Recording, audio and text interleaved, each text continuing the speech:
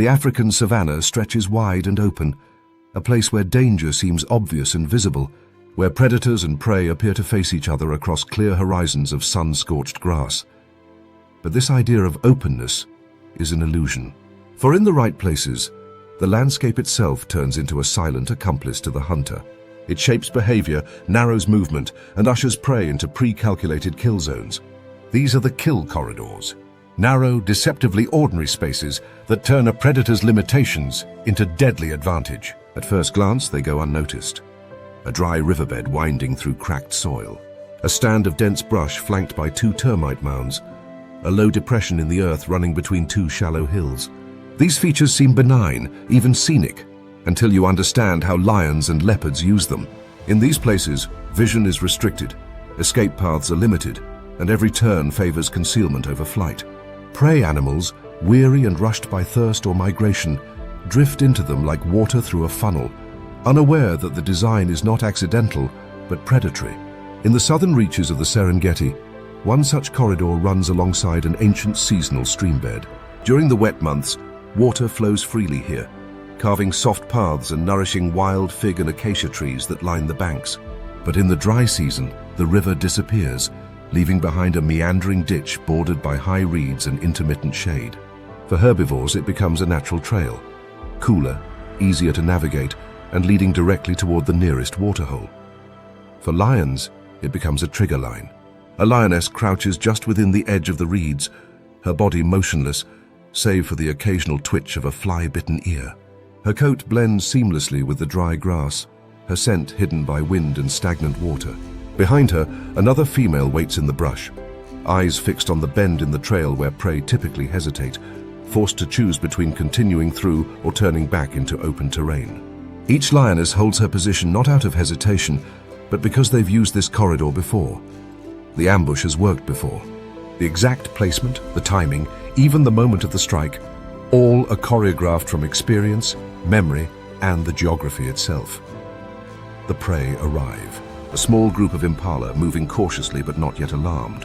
They descend into the corridor single file, a natural reaction to the tight space. The lead animal sniffs the air, hesitates, then continues. There are no warning sounds, no distant roars. The ambush comes not with a chase, but with a sudden explosion of movement. The lioness doesn't pursue along the path. She lunges across it, cutting off escape. The impala wheel in confusion, one crashing into the riverbed wall. In under 10 seconds, one is down, its neck cradled between the lioness's jaws. The others flee, but the terrain delays them just long enough for the hunt to succeed. The kill corridor has done its work. Leopards, more solitary and less reliant on coordinated attacks, exploit terrain differently but with no less precision. In rocky escarpments and eroded gullies, they pick locations that obscure them from view until the last possible second. A common strategy involves stalking along dry drainage lines, keeping to the lowest point of elevation where sight lines are blocked and sound is muffled by sand. The leopard will pause just below a likely crossing point, a narrow gap in the bush, a tree root bridge, or a place where grazers regularly walk to drink. The prey steps across. The leopard launches straight upward. This tactic turns vertical surprise into a weapon. Unlike cheetahs, which rely on speed and endurance, or hyenas, which use numbers, the leopard wins in the first few seconds or not at all, and it rarely fails in its chosen terrain. The strike lands hard and clean, usually at the neck or spine. The victim rarely even sees the attacker. Then, almost as quickly, the leopard drags the carcass back down into the cover of the gully or hauls it up a tree. No noise, no trace, just absence. Even less conspicuous animals, jackals, servals, caracals, benefit from terrain knowledge. A pair of black-backed jackals, for instance, has been observed using a natural depression between 2 termite mounds as a chase funnel. One will flush hares or guinea fowl from the brush, driving them toward the corridor where the other waits. The prey runs, dodges, and finds its options rapidly narrowing. In open land, they might escape. In the corridor, their paths are limited, and hesitation becomes fatal. What makes these kill corridors so effective is not just the presence of predators, but the predictability of prey. Animals develop habitual routes, the fastest way to water, the safest way across open plains, the shadiest trails during the heat of the day. Over time, these routes become as reliable as clockwork. Lions and leopards learn them, They memorize movement patterns. They watch the same crossing points for hours, sometimes days, before launching a single attack. And because prey tend to trust the terrain, they've walked it dozens of times without incident. Their guard is often down. That familiarity becomes the weakness. Even the weather plays a role. After heavy rains, corridors become slick and muddy, reducing traction and making prey easier to catch. In the dry season, dust masks sound and creates glare, reducing visibility. Predators wait for wind direction to shift before moving into place, ensuring their scent won't betray them. These are not random attacks. They are field-tested operations, using every environmental variable as part of the kill equation. The most fascinating aspect of kill corridors is how invisible they remain until activated. A tourist driving through might see only pretty trees and shaded ground. An antelope might feel relief at the cooler air. But to a lioness who's hunted here for 5 seasons, it's a net, a narrow chute into which she can herd a herd, disrupt its flow, and choose her target. The corridor is not a backdrop. It is part of the strategy. In the end, these ambush zones are a reminder that the savannah is not just about power or agility. It's about understanding place. The terrain is alive in the minds of its predators. Each mound, bend, shadow, and rut holds potential. Each corridor is a map of probabilities. And in a land where survival often comes down to margins, a half second, a misplaced step, a momentary distraction, it is the predators who know how to shape space that dominate. Nature rewards the killers who don't just chase, but manipulate. In these narrow, hidden places, death is not random. It's architectural. The African savanna is often called nature's open book, flat, exposed, and wide enough to see for miles. But for those who depend on not being seen, this openness becomes both challenge and canvas. Predators here don't just hide in bushes, they hide in movement, in shadows, in the very way prey see and don't see. The illusion of visibility is what they exploit best, using patterns, posture, and psychology to vanish in full daylight. A cheetah crouches low in the grass, head tilted ever so slightly, her amber eyes fixed on a herd of Thompson's gazelles some 200 meters away. The wind is in her favor. The light, soft and hazy from the early morning sun, casts long shadows that dance across her body. But she does not blend in by color alone. Her entire form, lean, motionless, low to the ground, becomes part of the visual rhythm of the grassland. Her spots break up her silhouette, distorting the contours of her limbs into flickers of dappled shade. To a gazelle scanning for outlines and contrast, she is no more threatening than a sunlit patch of thorn scrub. Cheetahs are not ambush predators in the traditional sense. They rely on speed, acceleration, and timing. But none of that matters if they're detected too soon. Camouflage is their opening move. What appears to be a passive crouch is actually a calibrated stillness, honed over millions of years. Cheetahs will freeze mid-step if a gazelle looks their way, holding a motionless posture for long minutes. This freeze behavior isn't just caution, it's manipulation. Many prey animals, especially ungulates, detect motion far more readily than shape. If nothing moves, their attention drifts. That moment is what the cheetah is waiting for. As the herd shifts, she inches forward again, not in a straight line, but in a subtle arc, using the terrain to mask approach. A depression in the ground here, a scattering of low shrubs there. Every few steps, she lowers her head further, body compressing, tail barely twitching. At 80 meters, she stops entirely. She'll wait now, sometimes up to half an hour, until the herd looks away, or until something else triggers confusion. Then, in a single motion, the deception will end and the sprint will begin. Not far from this scene, a pack of African wild dogs stirs under the shade of a fever tree. Their coats, a chaotic mosaic of black, white, and tawny, shimmer in the morning light. At rest, the pattern seems almost theatrical, but when they move together, it serves a very different purpose. In a chase, this broken coloring creates a strobing visual effect that confuses both prey and observer. Where one body ends and another begins becomes difficult to track. A gazelle fleeing through tall grass might see 5 attackers, or maybe 8, or maybe just a blur. The uncertainty splits attention, slows reaction, and delays decision-making. But their deception isn't just visual. Wild dogs often initiate a hunt not with speed, but with misdirection. One or two may approach visibly, provoking panic, while the rest circle wide, unseen. Their body language is erratic by design. Exaggerated bounding, sudden halts, jerky head movements, all triggering the prey's instinct to bolt. But when the impala or wildebeest finally flees, it runs not from danger, but toward it. The hidden flankers rush in, cutting off the exit. The confusion wasn't a byproduct, it was the plan. Even smaller predators use these tactics.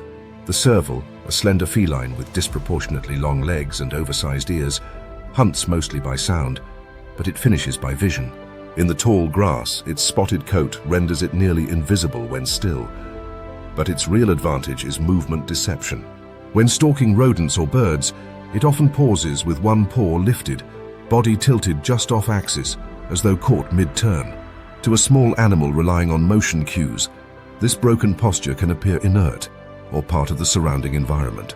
Then, with a sudden vertical leap, sometimes over 2 meters high, the serval crashes down on prey that never saw the attack coming. What all of these hunters understand, whether consciously or instinctively, is how vision works. Prey animals are adapted to detect contrast, silhouette, and motion. They see the world in terms of threat potential, edges, flickers, shapes that don't belong. Predators turn this against them, shaping their approach not just physically but behaviorally. They blend not by vanishing, but by appearing unthreatening, by matching tempo, posture, and movement with the ambient chaos of the savanna.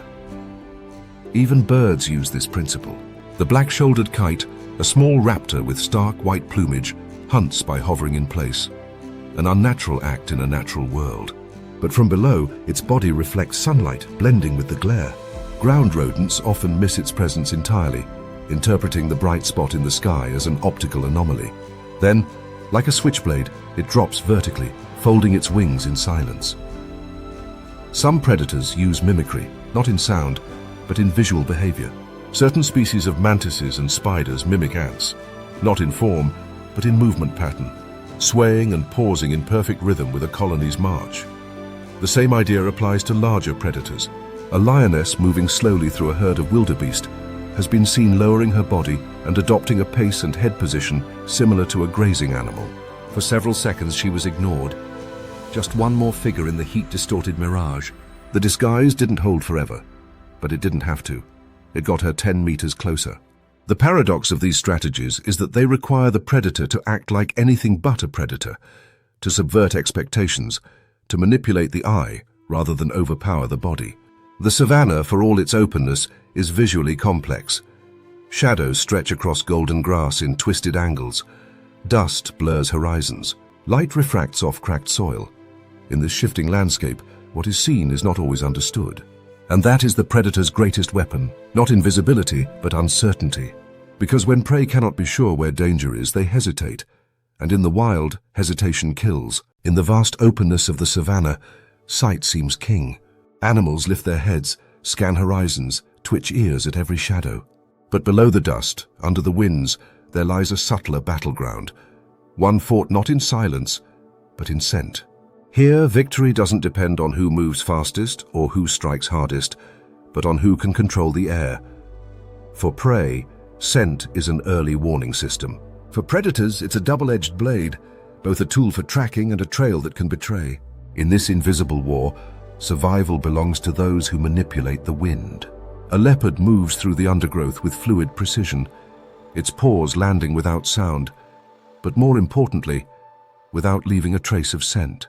Along the edge of a shallow stream, the big cat dips one foot after the other into the muddy water, walking through it deliberately. Not for comfort, but for strategy. The water acts as a cleanser, washing off pheromones and oils that would otherwise cling to the grass, the soil, the stones. Each footfall becomes less detectable. And as it crosses a game trail that antelope use to reach the waterhole, it leaves behind nothing but ripples. Prey like impala or kudu don't just smell for predators. They read the air like a book. Their nostrils flare constantly, analyzing molecules invisible to the eye. The scent of lion urine, the musky trace of a hyena, the faint decay left behind after a recent kill, all inform behavior. One whiff of danger and they change course, tense their bodies, or freeze in place. But what happens when the danger isn't where the nose says it should be? This is where predators rewrite the rules. Lions, heavy and loud by ambush standards, know better than to simply run headlong into a herd. When hunting, they move upwind, a counterintuitive decision at first glance. After all, it means the scent of their prey will reach them clearly, while theirs blows in the opposite direction. But that's the point. A lioness stalking zebra ensures her own scent trail doesn't give her away. She may even circle for half an hour to get the wind just right before closing the final distance. It's not stealth in sound or sight, it's stealth in chemical silence. More surprisingly, some predators actively use scent as a form of mimicry. Black-backed jackals, cunning beyond their size, sometimes follow the scent trails of non-threatening animals. Giraffes, for instance, stepping directly into their tracks to mask their own. A warthog or young antelope sniffing the trail might relax, assuming only gentle herbivores passed by. That confidence may last only seconds, but that's often enough. Hyenas play the game differently. Unlike big cats that mask their scent, hyenas often announce it. Their powerful anal glands release a paste-like secretion with a pungent, sour aroma, used for territory marking. But within clans, this scent acts as a form of identity, almost like a fingerprint. Every tree, every blade of grass carries coded messages: where they've been, what condition they're in, even who holds rank. In turn, rival predators read these signals, choosing whether to engage, avoid, or prepare. But hyenas don't always give everything away. When scouting kills or approaching lion territory, they tone down their own odor by walking low, dragging their bodies through dust or water, sometimes rolling in dung or carrion, not to disguise themselves from prey, but to throw off the noses of larger, more dangerous competitors. A lion may catch wind of rotting meat and assume scavengers, but it may not detect the actual hyena hidden in the reeds, watching and waiting for its moment. Elephants too play a role in this scent-rich landscape, not as predators or prey in the typical sense, but as massive movers of olfactory information. Their dung piles, urine-soaked trails, and scent-marked dust baths can overwhelm local scent environments, masking the presence of other animals. Some predators use this to their advantage. Leopards have been known to drag kills near elephant pathways, knowing the overwhelming scent will hide the smell of blood from vultures, jackals, and rival cats. The wind, of course, is the great wild card. A sudden shift can expose even the most calculated stalk. A cheetah, 3 meters from its target, may freeze not because it's been seen, but because the breeze turned just slightly. Prey lift their heads. The cheetah vanishes into the grass, not in retreat, but in resignation. The wind is not with her. The hunt ends without a chase. This sensitivity to wind is not limited to big game. Insects too play a role. Dung beetles, flies, and even termites respond to scent shifts, creating micro-movements in the ecosystem that prey species learn to read. A sudden rise in fly activity around a bush could indicate a carcass, and by extension, a predator. Birds pick up on this too. Oxpeckers, usually perched peacefully on the backs of buffalo, become agitated when predators are near. Their distress, often a result of scent detection, ripples through the herd as an unspoken warning. But perhaps the most haunting aspect of the scent war is that it's constantly changing. A trail left by a lion at dawn fades by noon, replaced by the tracks of scavengers, and then by the scent of heat itself, rising from the ground in chemical waves. Rain resets everything, scrubbing the land clean, allowing predators a window to move undetected. That first hour after a storm is among the most lethal in the savannah, as the olfactory playing field temporarily levels. For prey, scent is their most trusted sense. For predators, it is both liability and opportunity. The ones who survive longest are those who master the paradox, learning not just to smell the world, but to manipulate how the world smells them. In this invisible arena, strength means nothing. Camouflage means nothing. The nose decides, and what the nose doesn't know, kills. The savannah has its rhythms, the low roll of thunder building in distant skies, the crunch of hooves over dry ground, the constant chatter of weaver birds threading through acacia branches. But sometimes all of it fades. No chirps, no calls, no motion, just stillness. And when this stillness stretches too long, it doesn't signal peace. It's a warning dressed in quiet, one that many prey animals fail to heed until it's already too late. In a clearing where the tall grass parts like a sun-scorched sea, a herd of impala grazes in staggered silence. Their ears flick in different directions, constantly scanning for auditory anomalies, their tails twitching in rhythm with invisible cues. To the untrained eye, everything seems calm, perhaps even safe. But less than 10 meters from the edge of the herd, beneath a flattened patch of grass darkened by dew, lies a lioness. She hasn't moved for nearly an hour. Her muscles are locked in a calculated freeze. Breathing is shallow, measured, invisible to all but the closest observer. Every aspect of her posture has one purpose: to not trigger prey reflexes. Sudden movement is what impala react to first. Their brains are wired to respond to the flick of a predator's ear, the jerk of a shadow, the subtle ripple of motion between bushes. But stillness, complete, deliberate stillness, rarely registers as danger. In nature, predators chase. So when nothing chases, the alarm fails to sound. Lions, especially lionesses, have perfected this tactic to a deadly degree. They don't rely on cover alone.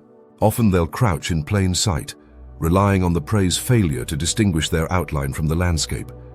Their tawny coats match the color of the savanna in dry season. A lion lying still in the open can resemble a fallen log or a mound of sunlit earth. The eyes may blink slowly, the ears pressed flat, but otherwise they become part of the terrain until they erupt. It's not a passive tactic. It's a psychological trap. By doing nothing, the lion builds familiarity in the prey's environment. The impala see the shape, maybe even glance toward it once or twice, but with no movement, no scent carried by wind, and no sudden noise, the mind adapts. The shape becomes non-threatening. The moment prey stop checking back, the trap is set. Predators aren't the only ones using stillness. Puff adders, among the most dangerous snakes in Africa, are virtually motionless hunters. Heavily camouflaged in earth-toned bands, they wait, coiled, for hours or days without shifting. Unlike vipers that chase or climb, puff adders strike from the ground, relying on a quick burst of power rather than pursuit.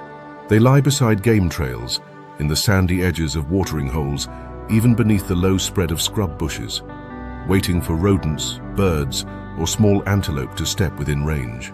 What makes puff adders especially dangerous is not just their venom, which causes massive tissue damage, but the fact that they refuse to move even when approached.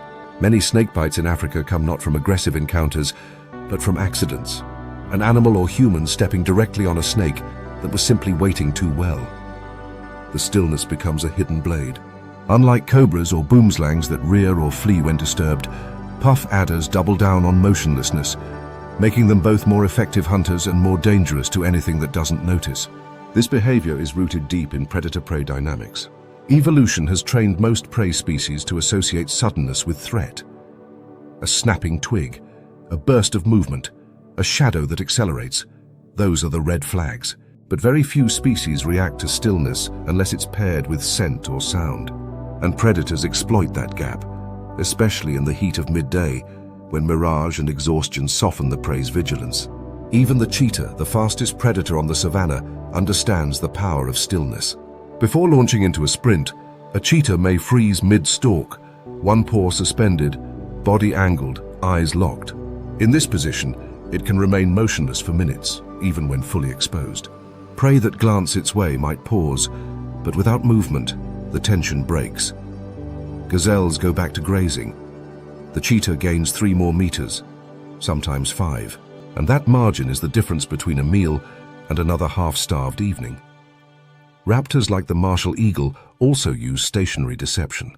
They perch on tall branches, unmoving, silhouetted against the glare of the sun. Ground animals often ignore them, assuming they're inactive or too far above to pose a threat. But the moment a monkey or hare ventures into the open, that unmoving shape transforms into a plummeting shadow, descending faster than the eye can track. The stillness again was part of the strategy. Not just camouflage, but lull. Stillness is also used in ambush by smaller, lesser-known predators. The African boomslang, a rear-fanged tree snake, can remain motionless along branches for hours, waiting for a bird or lizard to pass within striking distance. The same applies to praying mantises hiding among tall grass or frogs submerged under leaves. Across species and size classes, the theme repeats. Movement betrays. Stillness, paradoxically, is a predator's cloak. And prey, they learn slowly. Evolution arms them with sharper senses, with better reflexes, but the predator's stillness adapts too. In areas where lions have been heavily hunted or disturbed, they become even more cautious, remaining prone for longer periods, sometimes choosing ambush sites farther from prey trails to ensure maximum deception. This arms race of silence is subtle but deadly, a conflict not of roars or chases, but of who can outweight the other. As the sun creeps higher and heat waves shimmer across the soil, that original lioness remains unmoved. One of the impala lifts its head and locks eyes with her, nostrils flaring. The moment stretches, And then, nothing. The impala blinks, flicks its ear, and returns to grazing. The lioness inches forward. In this moment, the savannah is not ruled by action, but by restraint. Not by who strikes first, but by who waits longest. Stillness in this landscape is not peace. It is potential, unspoken, unseen, and more often than not, fatal. The savannah does not offer lessons kindly. There are no rehearsals, no safe classrooms, no forgiving margins. Here, life must be earned through observation, trial, and consequence. And for young predators, the stakes are nothing short of survival. Hunting is not an instinct alone. It is a craft learned in silence, passed not through words, but through movement, failure, and the sharp edge of opportunity. This chapter follows the most overlooked phase of the predator's life, the long, messy apprenticeship of learning to kill.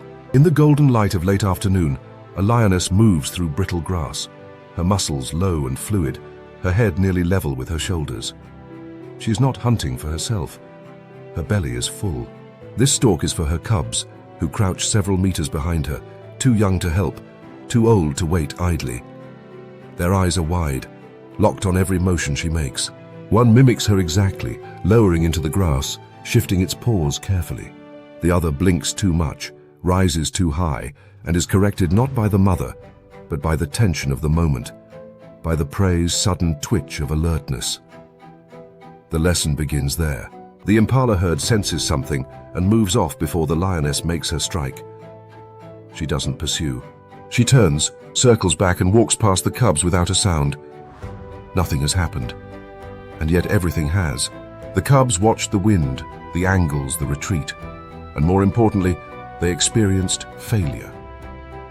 In predator development, failure is the curriculum.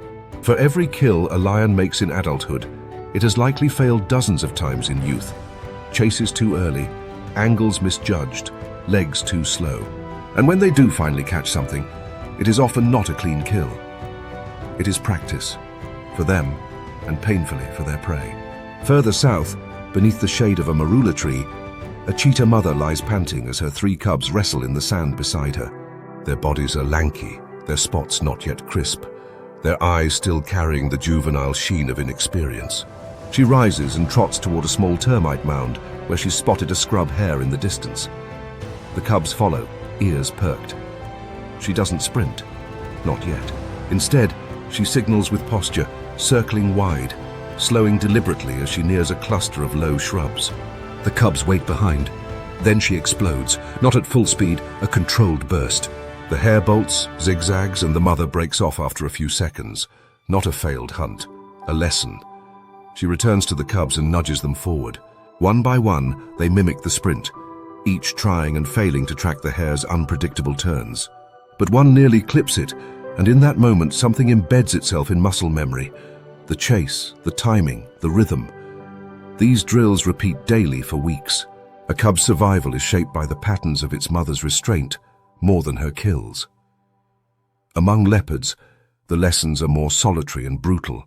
A mother raises her cubs in seclusion, bringing them carcasses to feed on, but as they grow, she begins to deliver live prey. A young duiker, a guinea fowl with a broken wing, even a terrified vervet monkey. It is a difficult scene to witness. The prey suffers. The cubs hesitate, then pounce, then falter, unsure where to bite. There is blood, confusion, and moments of panic. But this is not cruelty. It is calibration. Killing efficiently is not instinctual. Without this brutal trial phase, many young leopards would starve within months of independence. Hyenas take a different path. In the dens, cubs scuffle constantly, testing dominance and reflexes. But the real training begins when they are allowed to follow adults on scavenging or hunting missions. They don't participate at first, they observe.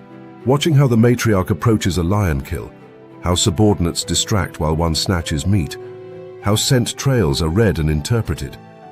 Eventually they are allowed to grab scraps, then to join chases. Young hyenas often target the weak or isolated, not because they're lazy, but because that's the safest entry point into real predation. They learn when to bite, how to avoid a kick, when to back off. A misstep could mean a crushed skull from a zebra hoof. Many do not survive the apprenticeship. Even among birds of prey, the learning phase is drawn out and precise. A young martial eagle, freshly fledged, watches its parents dive for monitor lizards and monkeys for weeks before it makes its own attempt. Its first kills are usually slow or wounded prey, a dove, a rat, sometimes a tortoise. The young eagle struggles with grasping strength, often dropping its kill or failing to deliver a fatal blow. But over time, the muscle control sharpens, the timing improves, and when it finally takes a monkey from a tree canopy, it does so with a confidence built on long observation and painful repetition. Prey animals, of course, are often the unwilling tutors in these lessons. A baby gazelle targeted not by one predator, but by 4 cubs tumbling over each other in chaotic inexperience. A warthog that fights off a clumsy ambush, not realizing it has just dodged a teaching session. In many ways, these early attacks are among the most erratic and dangerous for prey. Not because of skill, but because of unpredictability. An adult lion kills with purpose. A learning lion kills through trial and error. The consequences of these youthful experiments ripple through the savannah. Prey species adapt. They recognize juvenile behavior patterns, sometimes standing their ground or grouping tighter when faced with adolescent predators.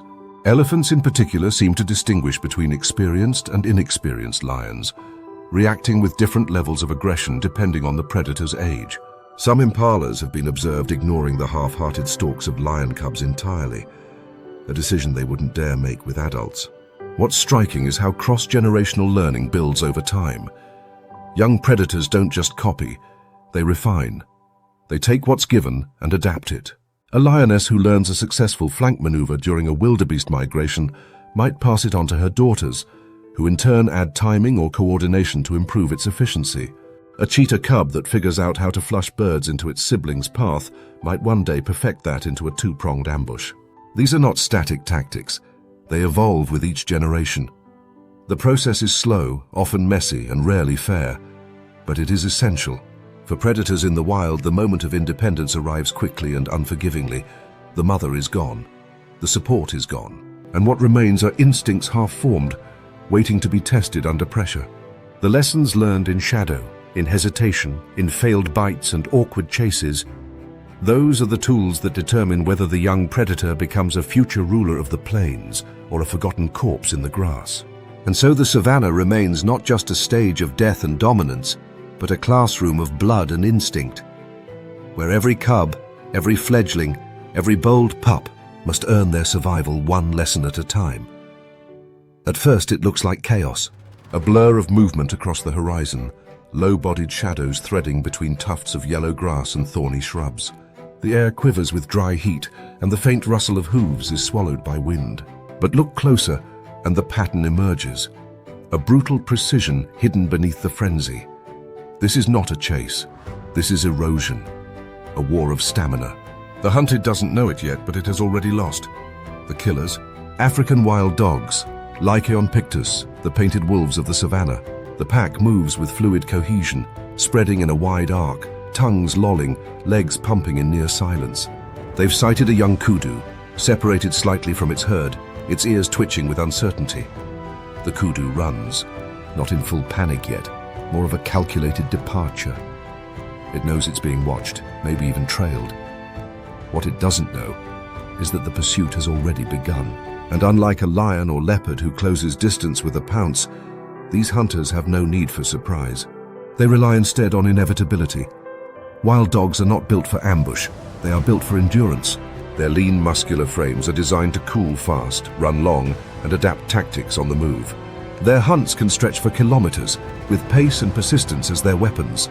Unlike cats, they don't tire quickly, they don't overheat, and they don't go alone. A typical pack might number 10 to 15, with roles constantly shifting. Chasers, flankers, interceptors, each member watching the prey's stride for the slightest sign of slowing. As the kudu accelerates into a full gallop, the dogs adjust. A pair sprints ahead on the right, not to attack, but to funnel. Another dog veers left, mirroring the kudu's feints, guiding it toward uneven terrain. The rest maintain a steady pursuit, jaws open, feet barely lifting off the scorched earth. There's no need for vocalization now. The coordination is instinctual, rehearsed over generations of evolutionary fine-tuning. A single slip by the prey, one stumble, one mistimed turn will start the unraveling. Minutes pass. The kudu's muscles begin to stiffen. It's not visible yet to the casual observer, but the pack knows. They sense the rhythm falter, the breathing quicken. The lead dog falls back, letting another take point. This rotational pattern, almost mechanical in its efficiency, prevents fatigue from building in any one hunter. The kudu has no such option. Its heart races unchecked. Its body begins to betray it. This is the genius of the wild dog's strategy. Kill not with teeth, but with time. Strip the prey of energy, of hope, of decision-making capacity. They force the animal to run until running becomes a mistake. Lions overpower, leopards ambush, cheetahs outrun, but wild dogs dismantle. Every second they pursue, the prey's chances decay. Eventually the kudu begins to panic. The controlled gait collapses into erratic movement. It veers hard to the right, but two dogs are already there. It slows, then bolts left, again blocked. The herd is no longer in sight. Dust clouds rise in confused spirals. The landscape, once open and navigable, now feels like a maze.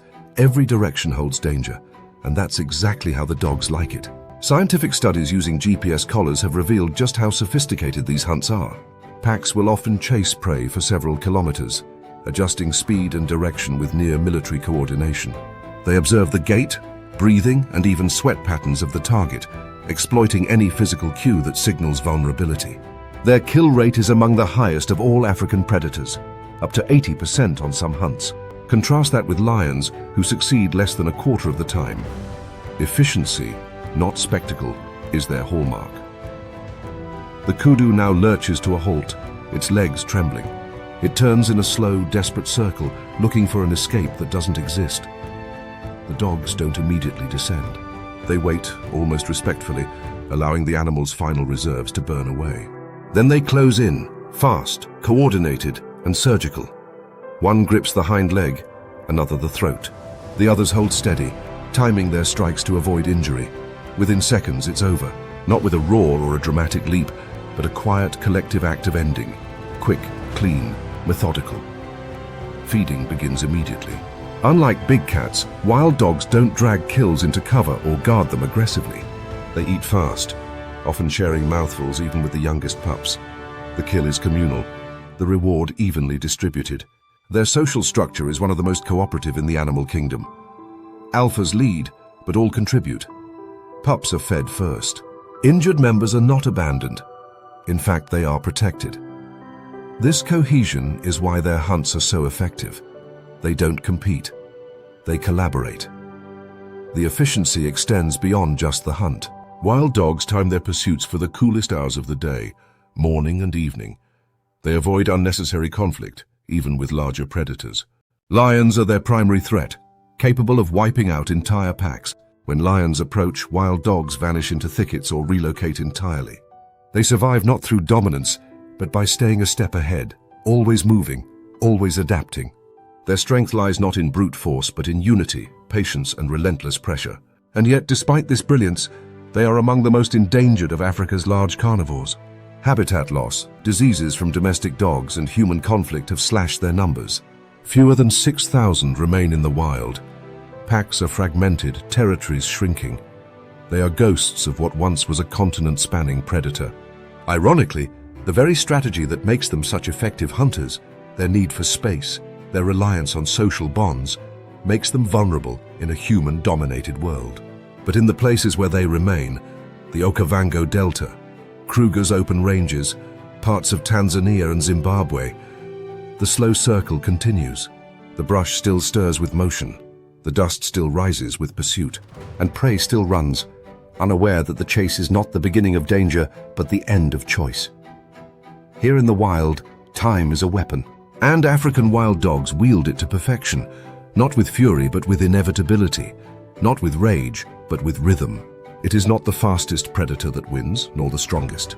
It is the one that never stops moving, never stops watching, and never gives the prey a moment to breathe. That is how they kill. That is how they survive. And it's how the slow circle, relentless, quiet, and lethal, spins on. In the wild, the sun doesn't just light the landscape, it divides it into zones of life and death.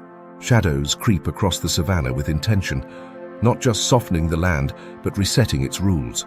Timing isn't just a matter of chance here. It's a weapon, silent, invisible, but devastating. Predators know this. They don't just track prey, They track time. And they strike not when the opportunity is loudest, but when it is least expected. When tired legs misjudge terrain. When visibility drops by a fraction. When instinct says drink but danger waits beneath the surface. The first heat of the day starts to burn off as the sun slants low over the African bush. This is the hour of the crocodile. At muddy riverbanks choked with reeds and fallen logs, herds gather to drink after a long, hot afternoon. Antelope, zebras, and even elephants approach the water with caution, but thirst overrides hesitation. It always does. The water looks calm, motionless, but beneath the surface, crocodiles lie in total stillness, their eyes just above the current, their nostrils twitching with the smallest ripple. These reptiles don't just hunt in ambush, they hunt in rhythm. Their preferred attack windows are tightly bound to twilight and early dawn, when the sun's low angle distorts reflection and disorients prey. The glint of scales becomes invisible, the shape of danger masked by glare. When the strike comes, it's explosive, a vertical surge from murky silence into frantic chaos. Timing ensures the distance is small, the shock total, the success almost guaranteed. Elsewhere, under the shade of acacia trees, a different predator awakens, the leopard. Solitary, elusive, ghost-like. Unlike the lion, which thrives in open plains and brash encounters, the leopard's power lies in its ability to vanish, and it vanishes best at night. Its prime hunting hours begin just after sunset, but not deep into the darkness. No, the leopard prefers the cusp of night, when moonlight has not yet stabilized and visibility plunges. In this gray zone, prey eyes haven't adjusted, and body language misreads become fatal. Leopards prowl river margins, forest edges, rocky hillsides, using dim light as a smokescreen. They strike not from distance but from above, often launching from tree limbs onto unsuspecting antelope passing below. This isn't coincidence, it's schedule. Repeated field observations show leopards returning to known hunting paths in narrow windows of evening, not because prey is more abundant, but because prey is more vulnerable. Hyenas, often seen as opportunists or scavengers, are in fact some of the most strategically time-aware predators in the savannah. Their favorite hour, dusk, a time when lions begin to stir, when prey starts moving toward shelter, and when confusion reigns across the plains. Spotted hyenas will track wildebeest herds throughout the day, not to strike immediately, but to learn their patterns, their resting spots, their direction of movement, their weak links. Then, as the sun dips low and the temperature cools just enough to permit endurance chases, the pack advances. Hyenas do not run blind. They accelerate in bursts, testing reactions, isolating the old or the hesitant. Their success hinges not on one great pounce, but on choosing the exact moment when herd cohesion breaks. That window rarely lasts more than a minute. Miss it, and the opportunity evaporates. Get it right, and an entire carcass is claimed. The relationship between time and predation isn't limited to nightfall ambushes. Even insects, like assassin bugs and praying mantises, show timed attack patterns, waiting for the heat of midday when their prey, usually smaller insects or reptiles, slows down due to temperature stress. This pattern scales all the way up to large mammals. Wild dogs, for instance, often launch their hunts during the cool early morning hours, not only to optimize their own stamina, but to preempt the rising sun that saps prey speed. By 9 a.m., the success rate drops. This is not because the prey have escaped, but because the margin of error has tightened with heat, visibility, and wind patterns shifting. Birds of prey, especially hawks and eagles, are masters of thermal timing. They wait until late morning when warm air currents begin to rise. Using these invisible updrafts, they soar with minimal effort, scanning the ground for rodents or small antelope. But even their strikes follow a pattern. Some eagles will circle silently for up to 20 minutes, waiting not for the clearest shot, but for the prey to repeat a movement. A mouse crossing the same log twice, a fawn returning to a clearing it left too soon. That repetition, that familiarity, is the crack in the armor. The bird dives not randomly, but in rhythm. Time also governs defense. Many prey animals have evolved behaviors that are time-sensitive. Thompson's gazelles tend to feed in short bursts, lifting their heads every few seconds to scan for movement. Meerkats post sentinels who rotate watch duties in 10-minute shifts, timed to avoid fatigue. Elephants will often travel at night, not to hunt, but to avoid the scorching midday sun that dehydrates calves. Prey understand the schedule of risk. But predators know that prey understanding can be turned against them. When the routine becomes predictable, it becomes a trap. Perhaps the most eerie example of temporal predation is found in the behavior of black-backed jackals. In areas with high lion activity, jackals will shadow prides from a distance, noting not just where they feed, but when. Over time, they identify patterns. Lionesses feeding in the early night, resting after midnight, and abandoning kills before dawn. Jackals will wait until the lions are at their sleepiest, often between 3 a.m. and 4 a.m., to sneak in for scraps, or even snatch unattended carcasses. It's not scavenging, it's timed piracy. And so, the savannah, often thought of as a battlefield of claws and fangs, is just as much a clock. Every movement, every pause, every kill is wrapped in the rhythm of light and darkness. Animals don't just move through space, they move through time. And for many, survival depends not on what they do, but when they do it. For the predators, especially those who don't match lions in size or speed, time is the great equalizer. It levels the playing field, offering brief, recurring windows where silence is sharper than muscle and patience more fatal than power. It's a kind of warfare no prey can escape, not hidden in the grass, but ticking overhead with every shift of the sun, every phase of the moon, every gust of dusk wind that signals the end of safety. In the wild, the strongest predator is not the one that moves first. It's the one that knows when not to. The savannah at midday simmers under the weight of heat. Dust hovers just above the ground like a lazy fog, and even the insects seem to move with reluctance. Herds gather around diminishing waterholes, eyes half-lidded in the sun, ears flicking reflexively. It feels like a lull, but it isn't. This is when the masters of deception are quietly rewriting the rules of the hunt, not by rushing forward, but by stepping back. In the distance, a lioness slinks into view, then halts abruptly, head raised, tail twitching slightly. She's been trailing a herd of impalas for half an hour, but something shifts in her posture. She turns and saunters off. No rush, no kill, no pounce. The impalas freeze in confusion, a few scatter. Others cautiously resume grazing, emboldened by what seems to be a retreat. What they don't know is this. Her mission wasn't to strike, not yet. It was to test their reflexes, probe their lines, and most critically, to reset their comfort. Because comfort breeds mistakes. In predator-prey dynamics, aggression is only half the story. Deception, especially behavioral deception, is a weapon just as sharp as claws. A fake retreat disrupts the prey's mental model of threat. Prey animals, finely tuned to detect motion and intent, build their responses on patterns. A lion that approaches and then withdraws creates a ripple in those patterns. The prey recalibrates, reassures itself, and inevitably begins to drop its guard. It's in that moment, not the initial chase, where the ambush truly begins. Cheetahs, though known for their speed, are also masters of the psychological feint. Their initial sprint is sometimes not to catch, but to pressure. A cheetah might bolt, causing a herd of gazelles to scatter wildly. Then it stops, not out of fatigue, though exhaustion comes quickly to these sprinters, but deliberately. It allows the panic to settle, lets the herd think it's safe, and lets the weaker, slower individuals separate themselves in the chaos. Then, after circling to intercept a straggler later, it finishes what it began. Not with brute force, but with careful manipulation of time and emotion. This tactic isn't limited to cats. Wild dogs also stage mock retreats. During coordinated hunts, one member might harass a group of prey, then fall back, giving the illusion that the pursuit is over. In reality, this pause is calculated. While the prey relaxes and regroups, the pack is repositioning, sometimes flanking, sometimes setting up a new front. What appears to be a strategic withdrawal is often just a setup for the collapse. The success of this method lies in how prey process threat. Most herbivores are hardwired for binary decision-making, fight or flight. But when a predator behaves inconsistently, backing off instead of charging, it creates cognitive dissonance.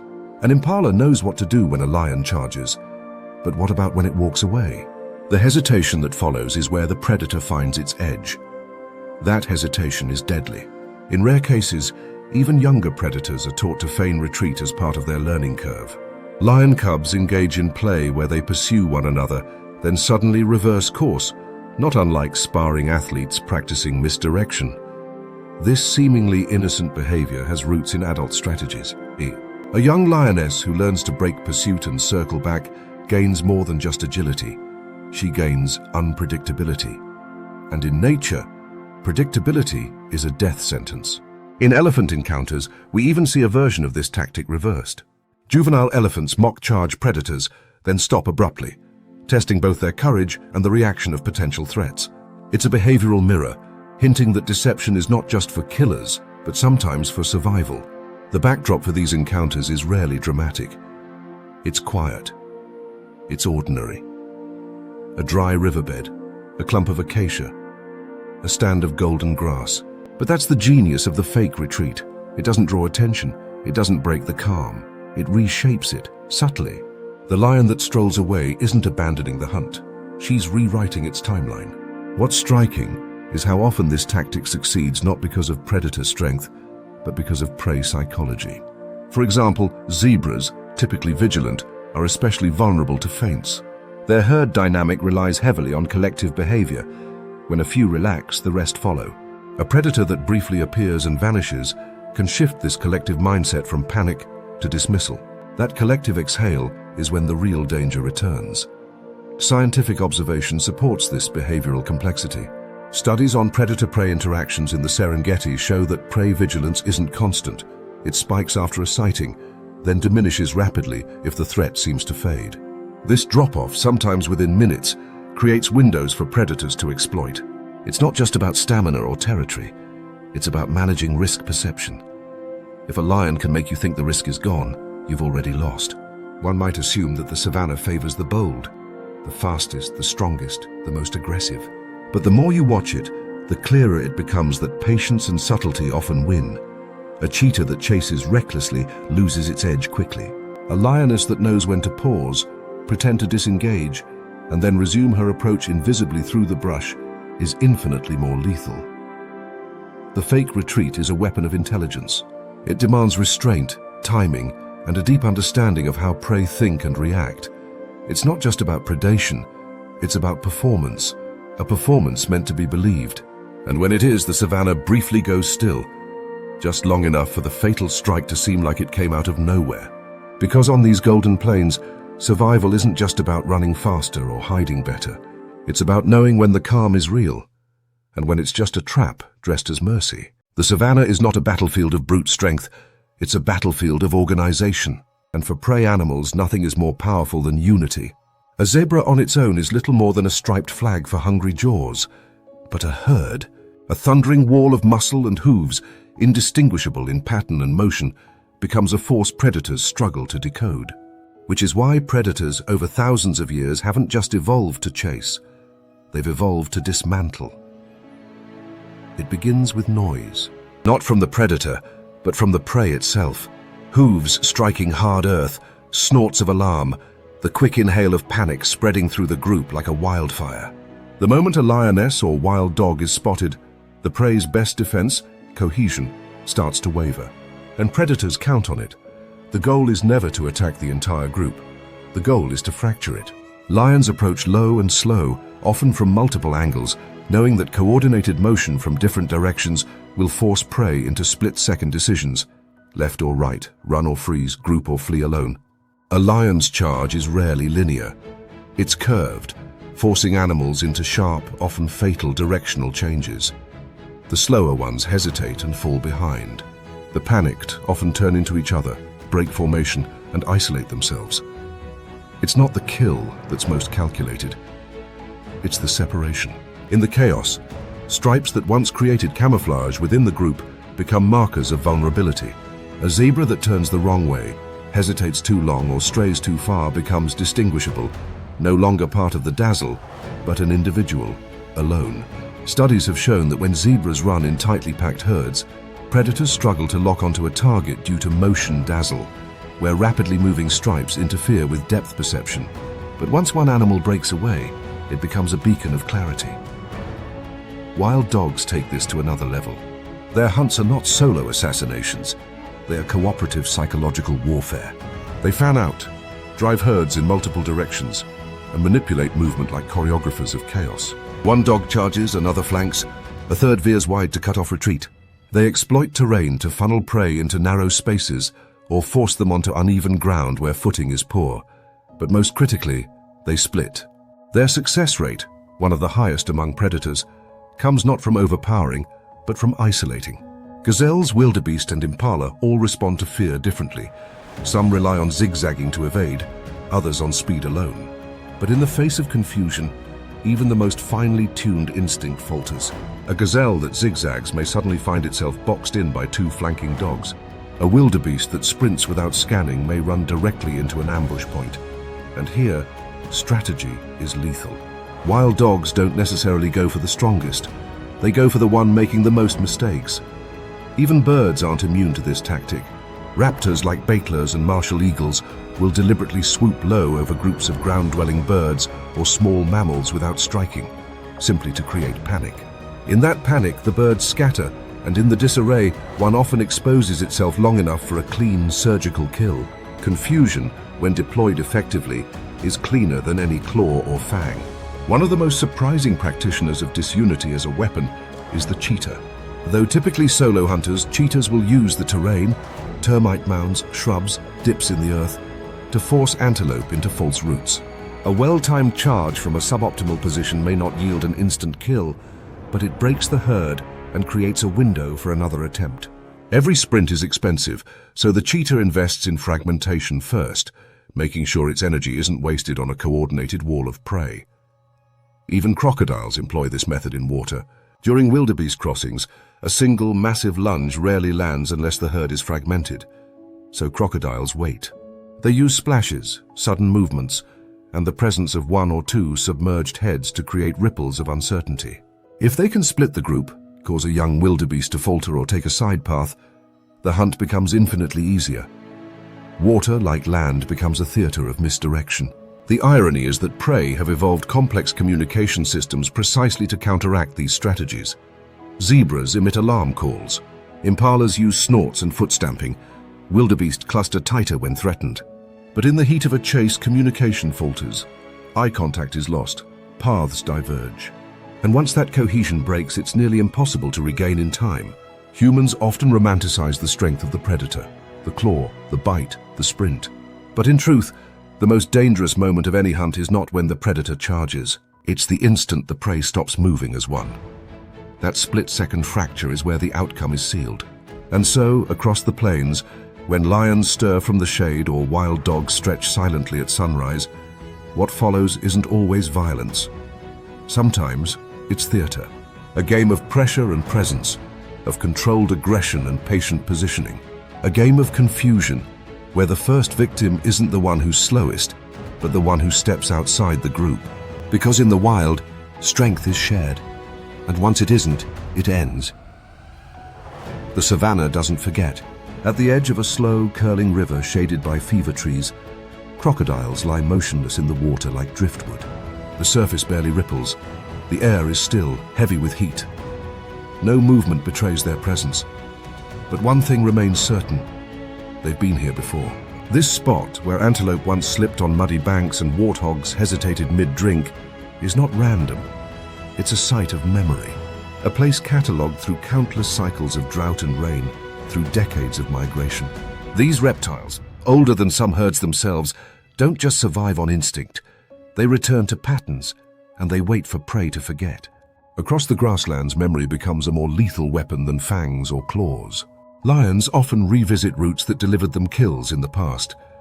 Narrow trails funneling through thickets, or dry gullies prey used once to escape waterlogged plains. In a world with no maps and no second chances, lions are the cartographers of opportunity.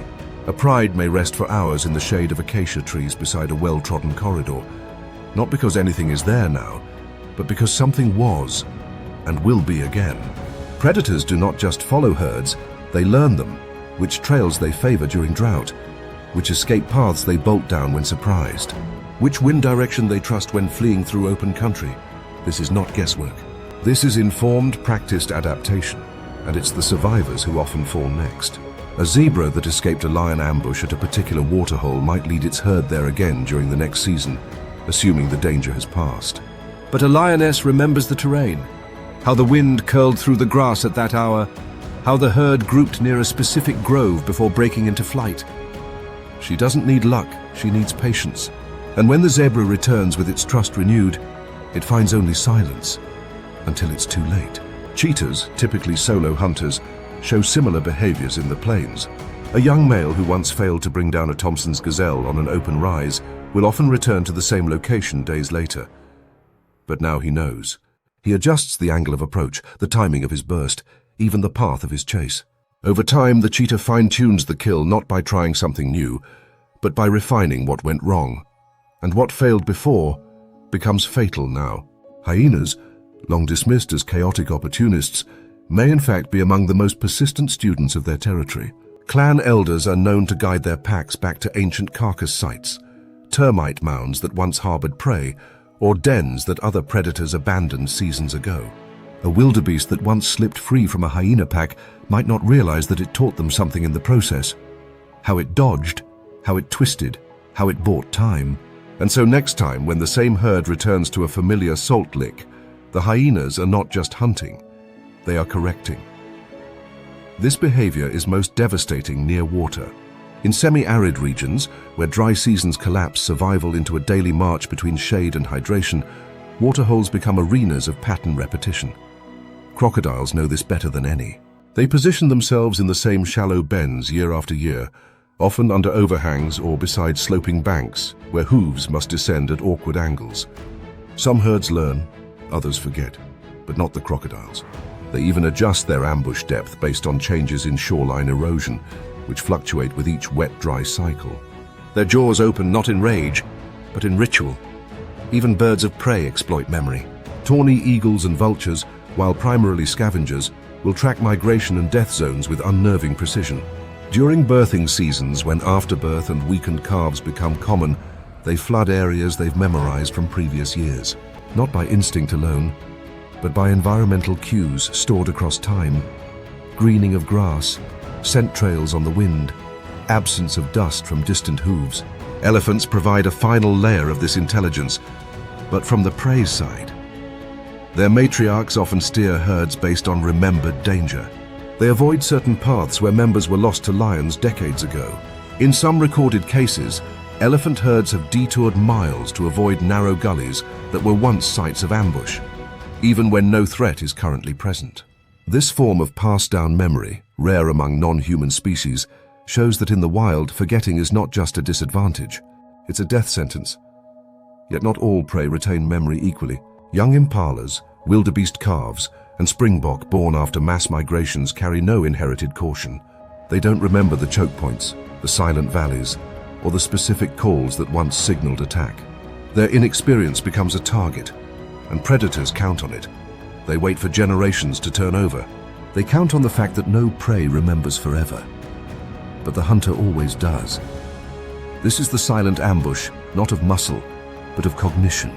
No chase, no thunder of hooves, no roar cuts through the scene. Only stillness. Only the repetition of a pattern too old for the prey to recognize, and too perfect for the predator to abandon.